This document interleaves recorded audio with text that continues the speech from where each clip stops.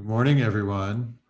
Welcome to Making Sense of an Unprecedented Real Estate Market. People are logging in now, and I'm going to give them just another minute to get things going and get connected and get their audio and stuff all set up. And then I will be ready to start. Hang in there for just another minute.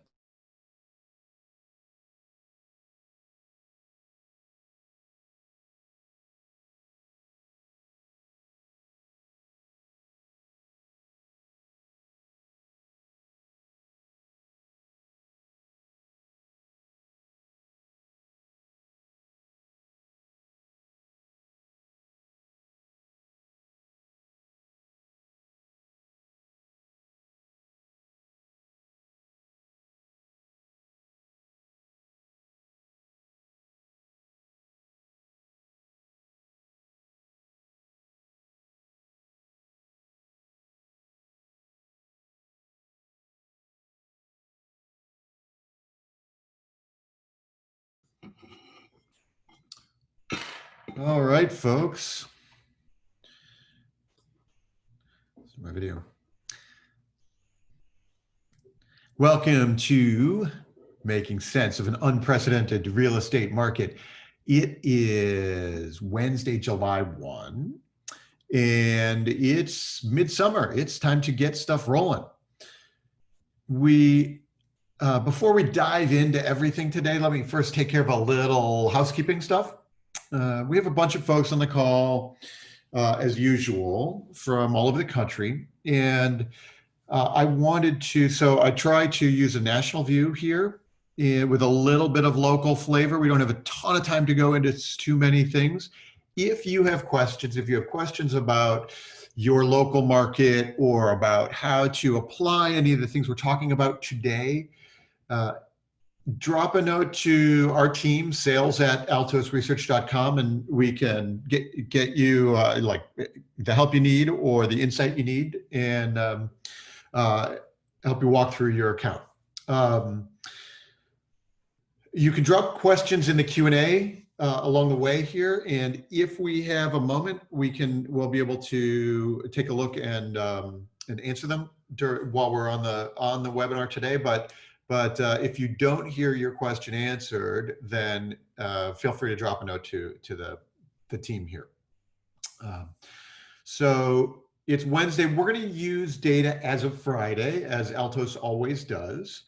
And then we're going to look at where the market is right now. And we're going to investigate the leading indicators that point us through July, August, September. We can see a ton in the market data already. And we're also going to then visit the techniques for understanding the data and communicating your market data with your clients and reaching new clients in these crazy times. In particular, what I thought we would do today is walk you through how you can use your Altos data to create short videos to share with your clients and prospects that they will appreciate so deeply. So if you are interested in reaching your clients and communicating to other people about what's going on in the market, make sure you stick around for the second half of the webinar. The first half, we're going to do the data itself. If you're new to Altos Research, welcome. You should know that everything we do at Altos, the way we are unique in the world, is that we track every home in the country for sale every week.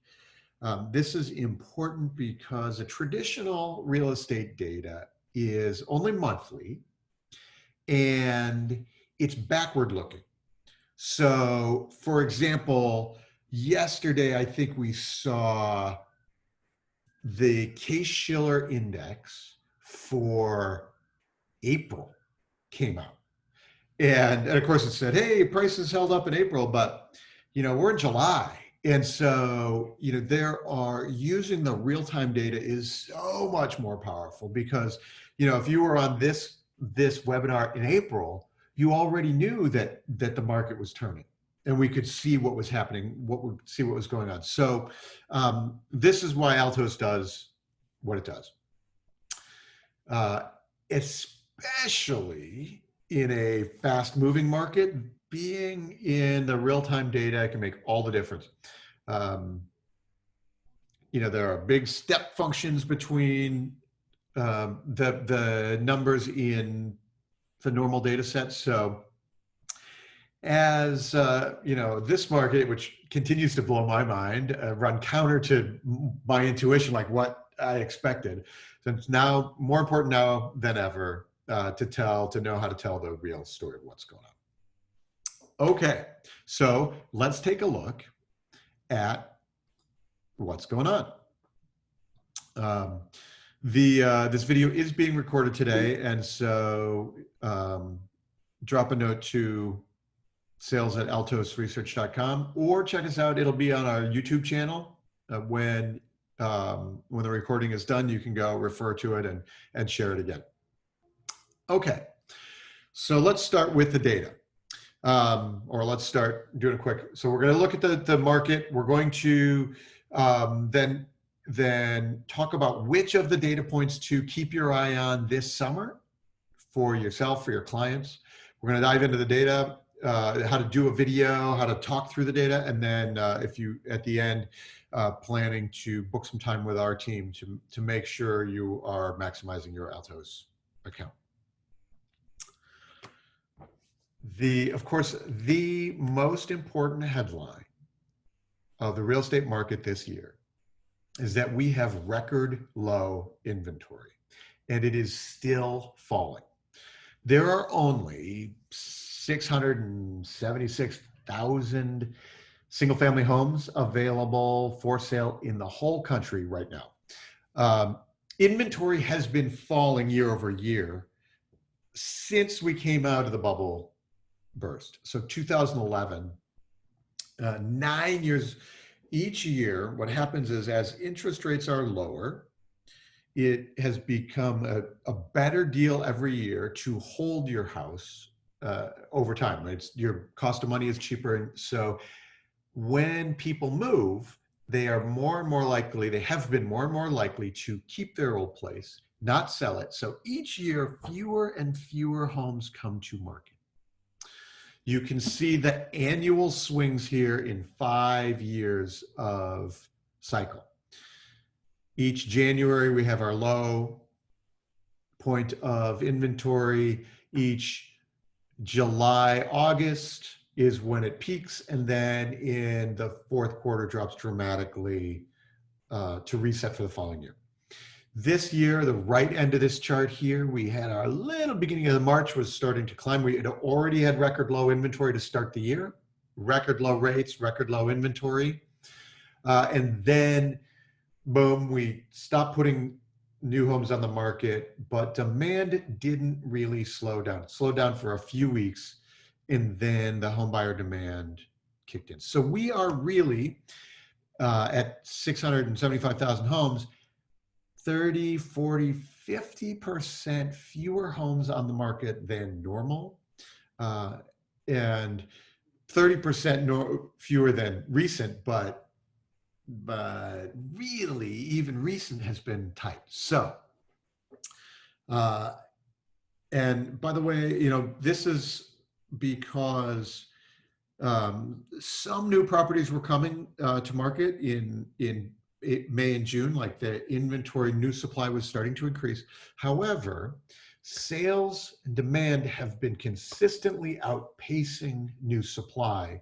So nationally, inventory simply keeps dropping. You can see the green bubbles here year over year. Normally we'd be right at our peak or just about mid-July peaking of our inventory.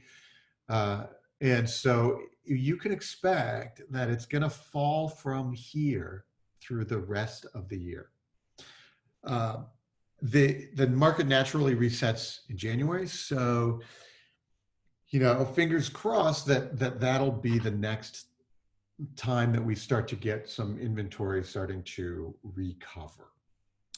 That means for agents, that means listing and selling listing appointments are even more competitive now because there's simply fewer places. It also means that the the nurturing we're doing with our clients now are for people who may have thought they wanted to sell this year, but now are waiting. They are people who might be in financial trouble, but because of the mortgage forbearance programs, because there's a moratorium on foreclosure, if you are in personal financial trouble right now, you don't have to sell your house. So those properties are not coming to the market. The initial mortgage forbearance program said 90-day expirations. That's now, so the end of March to the end of June. But really, they were 180-day, or now a lot of them are 360s. So that's looking at October and April of next year. So a lot of uncertainty between now and April of next year in terms of recovery, in terms of ability to sell, for people to feel comfortable about moving. A lot of uncertainty. Those two dates will be the times, though, when we have potential for seeing people who say, I haven't been paying my mortgage. The market is up. I could sell my house. But as of right now, there seems very little pressure for building inventory for July, August, September. Very little. You can see we grabbed a few states just so you could see the trend in general. This is the little chart here is the last 3 months. You can see California tried to get some properties in May, but the demand is just too strong. You can see Texas through the whole process. Georgia had some in March before they started. Every single state in general is in this case. The only place where it's a little different is, for example, in the Bay Area, like the San Jose area where we are, South Bay, Silicon Valley. Inventory has been unbelievably tight for several years. And so right now it's about where it has been in the several past years. Still falling. Of course, the other side of this is that home prices are, because supply is low and demand is high, home prices at their record high, they are still climbing. Median home price in the US is $350K as of this week. That's 3.5% over last year at this time. You can see in the red line here, the year over year cycles of demand. When the peak buying happens is right now, June, July. And then in the third quarter, we start taking price cuts because people, want to get it done before the end of the summer, before school starts. The weaker inventory comes to market. There are other things that motivate. And so we have fewer homes, pricing pulls back. And so as of right now, we're still in our reasonably strong summer demand, and so prices are going to hold. And so by the end of the year, we should be up about 4 to 5% year over year in home prices. Like that's a really strong price appreciation year. And who knows? You can see the March dip was this little space right here before we started resuming. We started the year strong. We had our little March dip in pricing, and then we've resumed every week. The green line here is our price of the newly listed cohort. So these are the homes that come to market each week. And what happens is in this data, you can see the listing agents and the sellers. They know exactly what's going on in the market around them. And when demand is high, they price well. They price high. When demand is pulling off, they say, well, it's already July, and if we want to get this house moved by August, we should price it a little lower, a little more aggressively, so that we can have a shorter market time. And so typically, year over year, you can see the orange bubbles here. The new listings price has already started to back off at this time of year normally. We haven't backed off yet. So that implies the new listings price holding up implies that we're going to see continued price strength in the transaction data in July and August. That also means that the headlines like the NAR sales numbers and the Case-Shiller index, for example, are going to be reporting positive growth numbers through their July, August, September, October reporting, right? Because they are lagging by several months over this data. So expect good pricing headlines for the next several months, quarters. By the way, prices are up across all price segments. At Altos, we look at every market in price range segments. The 4 quartiles, the top of the market, the high end of the market may be behaving very differently from the low end. And so if you take a look at any of the data parts here, you can see that the annual cycle, so this is 5 years of data, 5 years of data, and we had just a little bit of the March dip, and now resuming the price climb. So the key here is that this message, tight supply, rising prices, is true across pretty much all price points and pretty much the whole country. There's some local nuances as always. The most expensive homes were the most sensitive to the crisis. And you could imagine that if we go into some further crisis, resurfacing, greater lockdown, things, if we have to get in front of where the virus is right now, you can imagine that home prices at the high end will be the most sensitive again. Okay.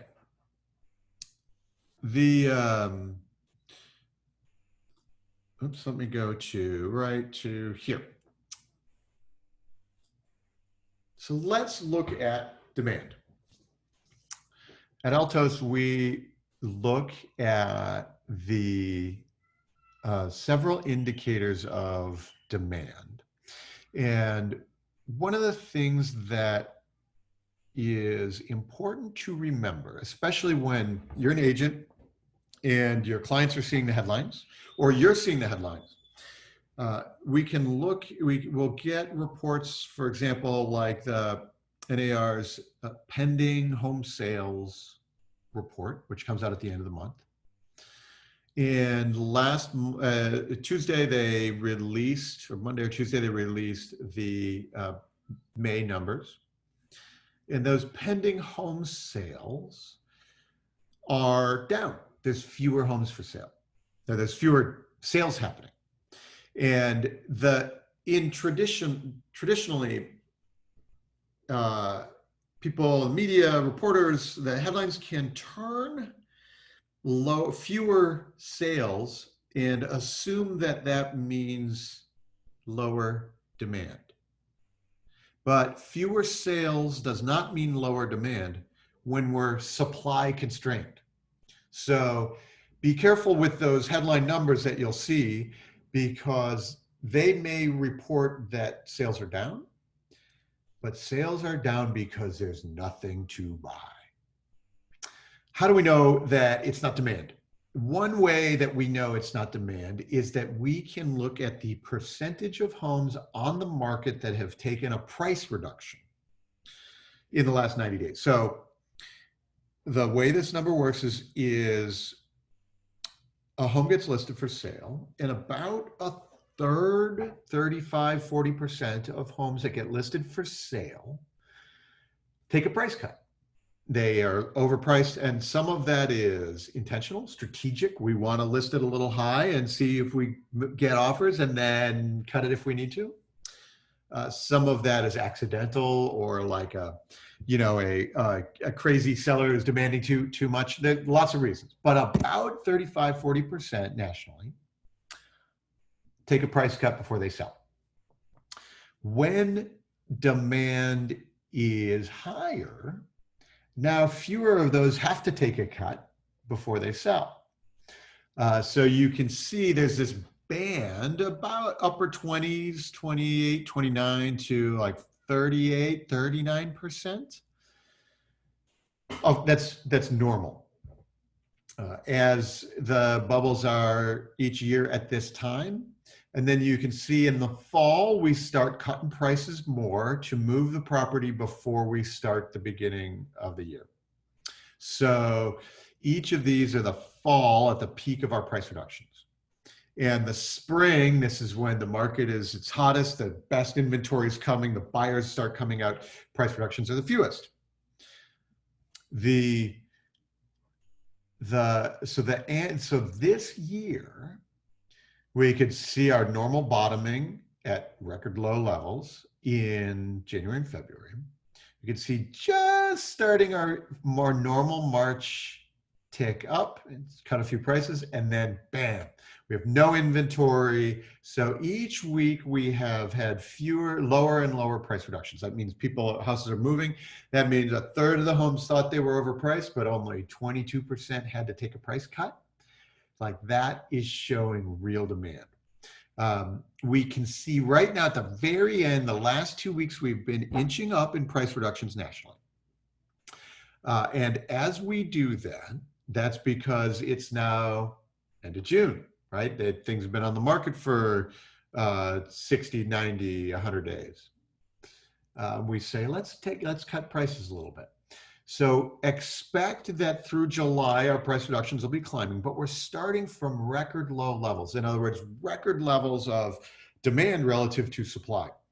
And if the house is on the market now, and there's plenty of offers, it's not going to take a price cut, and they see demand and there's multiple offers down the street. And so then they're not going to take a price cut in July. That means that transaction prices in, for example, August are going to hold up. If we start taking price cuts now and that number is spiking, that means then that transaction prices in, for example, August or September are going to be lower. Because price cuts are super low, that is our signal of our demand continuing through the summer. Demand is still outpacing new supply. So when you're preparing your sellers for a late summer and fall market, the key here is that demand has been really good. It's still July, so you have to pay attention to where the market is in July. But we're starting at a strong place. So these price cuts will be ticking up week over week. It's seasonal, it's normal, and we're still super low. We're going to keep an eye on this number to make sure that that doesn't start to spike. If price reductions start to spike, that's the market giving us a signal that demand has fallen off. So keep your eye here. You can see again, Texas, California. California is, because California has a chronic shortage of inventory, fewer homes for sale per capita than any place else. Price cuts are generally lower, but ticked up in the last 2 weeks. Texas ticked up in the last 2 weeks. Georgia, et cetera. So all of the markets that I just happened to grab these states are climbing. It's seasonal normal, and you can see why it's moving across but all of it's in this really healthy range for holding up prices. The other way we can understand demand is the Altos Market Action Index. This is an algorithm that we use to have a nice thermometer, speedometer of how the market is performing. Inventory is tight, demand is high. We are in the seller's market zone. In this case, it's above 30. Below 30 implies that demand is weakening, and that in the future, below 30 on the market action index implies that pricing is going to be weaker, weaker supported, and falling. If it's significantly below 30, that implies falling prices in the next year. You can see as we map this over time, the big red line here, this big sharp red line, is where demand fell in March, like pulled way back really quickly. And you could see the impact very quickly. Normally, that's a climbing part of the cycle, but it pulled back. But then we resumed very quickly, April, May, June. We're now at our seasonal peak, normal seasonal peak, and you can expect that to trend and pull back into a normal seasonal cycle. You know, the market has a rhythm. It's first and second quarter, the strength happens, the buyers and sellers list, and then pull back. And in the late summer and fall, third and fourth quarters. This rhythm is really turns into time and money. So how long does it take to sell a house? How quickly do I have to make an offer on that property? And the money, and how much literally you can get for your property. You sell it at the peak time, you get more money than if you sell it at in the over the holidays. So you can use the market action index to follow the time and money impacts for your clients. We started 2020 in a strong seller's market. And even when we pulled back in March, it actually didn't even fall into buyer's opportunity. We never got to a point where the buyers were like, oh, I've got my cash and I'm ready to jump in. And there's a lot of cash on the sidelines that have been waiting for that opportunity. And even in March, we didn't even get to that point. We still stayed above 30 and we promptly started to adjust. So like our price reductions, the market action index bodes well for demand for transaction prices in July, August, and September. Okay, let's do I'm going to switch over to here and let's go to right here. This is one of the Altos reports. This one is branded for me. We of course brand them for all our clients. And what I thought we would do today is look at the report itself, how the Altos reports present the data, so that you can understand what you're looking at in your inbox every Monday or Wednesday or whenever you get your reports, and how you can perhaps, if you're interested in recording a video describing the reports that you can use with your clients, your prospects, your sphere, social, the video interpretation of your Altos reports are super powerful and super compelling. When you give this, the big differentiation is that most agents, when they share their market data, they say, here's the market data, and they send the report. If you can take a moment to interpret the data for your clients, you can spend just a little bit of analysis. This elevates you from, hey, here's a nice resource, to, wow, my agent really knows what she's talking about. So let's do that here. A couple of rules of thumb when you are sharing your reports, when you're recording your video. First is that all the data is in front of you. You can read it, but you want to focus on just a couple of data points. There's a ton of data in all these reports, and you don't want to read it all. It's too much data, it's too confusing. So focus on a few key points. Every report, every Altos report starts with the market action index. This is at a glance, how's the market? So you send the report and they say, hey, how's the market in Woodstock, Georgia? It's a seller's market right now. The market action index is actually up from last month. And this implies that it's going to be strong pricing through the rest of the summer. Supply is low, demand is high. It's a seller's market right now.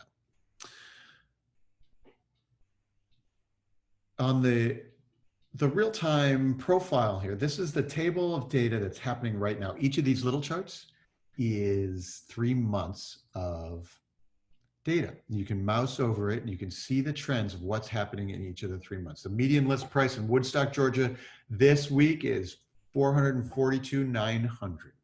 You can see that after the March, a little bit of a March dip, we've had home prices climbing each week over week. And that's of course because we're in a seller's market, the inventory is tight enough and demand remains high.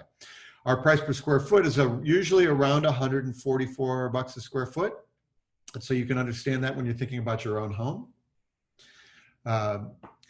And then let's dive down into more data. The full detail of the data, we can look at any of the stats in the big chart. This is list price for Woodstock.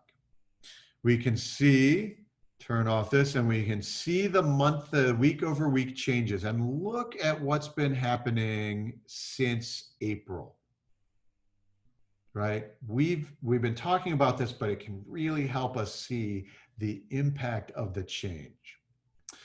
The other thing that you get to do, the last thing that we want to make sure we point out in all the Altos reports are the price range segments.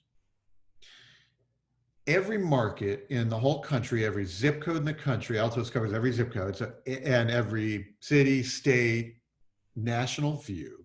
Every market is divided into 4 price range segments. And we do this because the high end of the market may be behaving very differently from the low end.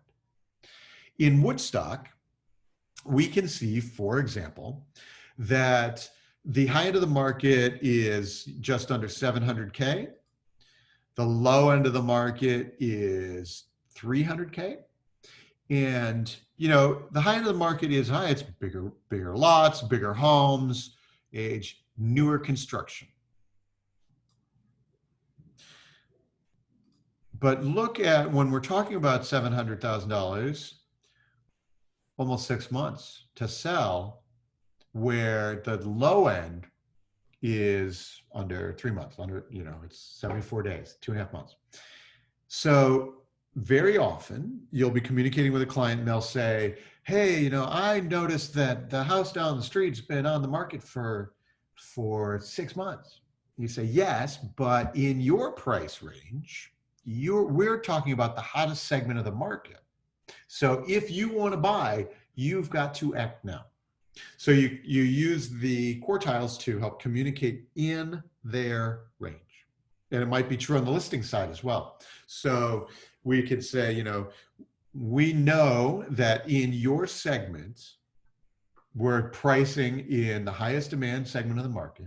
And so we're going to price a little more aggressively. Then you can say, while we have your house listed, I want you to look at this one number. I want you to look at the market action index. As long as this market action index is in our seller zone and staying high, that's the market giving us a signal that we're in pretty good shape. If this starts falling while we have your house listed, that's the market giving us a signal that demand may be falling off. And that might be the opportunity for us to get ahead of your competition and maybe do a price cut. So you keep an eye on this one number while we have your house listed. So we can, for example, dive into days on market. And let's look at the days on market in the price range segments.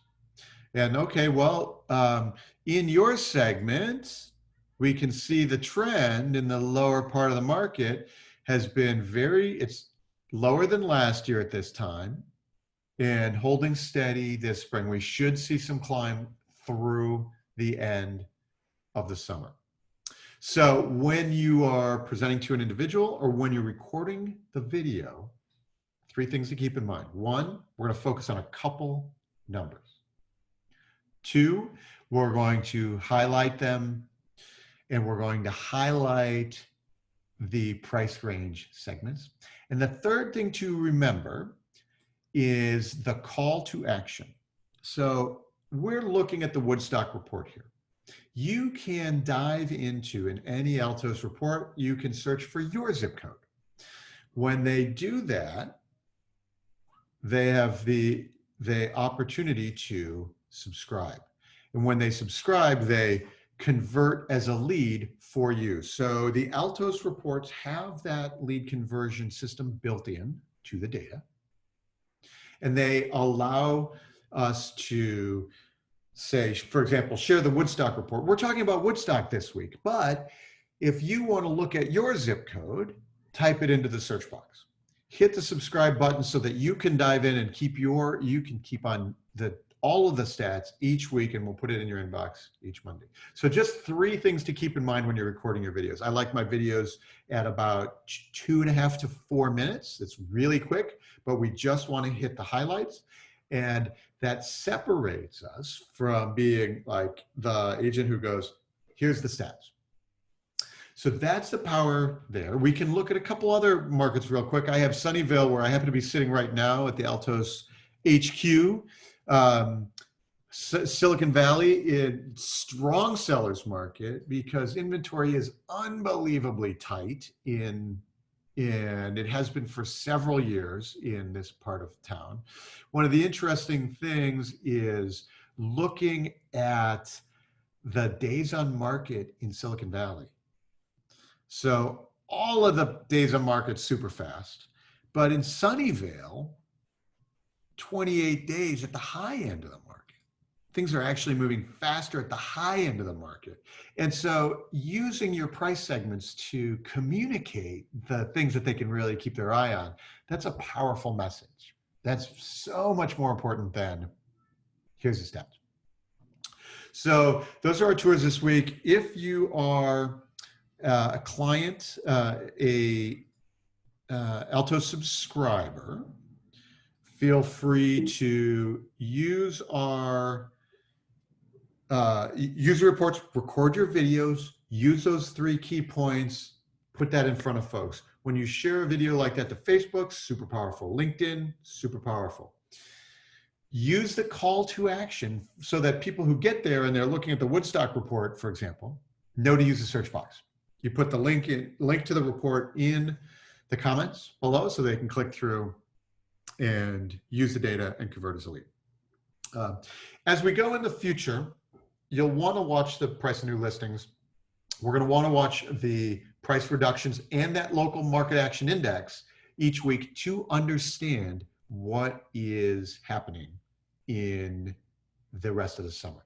There are, because we have folks who are in personal financial crisis right now, they're in mortgage forbearance. At some point, we're going to need to help these people either start paying their mortgage or figure out how to sell their homes. Different from the last cycle, we have record levels of equity because home prices have been climbing for 9 years. So far fewer people will need to be doing short sales or like walk away foreclosures, but some may need to sell pretty quickly. So the work we're doing now is about nurturing those contacts and those connections over the next year, because at some point people may need to take action very quickly. Finally, work with your Altos team to learn how to do your videos by yourself, walk through your market to understand what's happening in your market. Use the YouTube channel for our YouTube channel to get a recording of this webinar and of those in the future. And feel free to obviously email us at sales@altos to get set up on your own.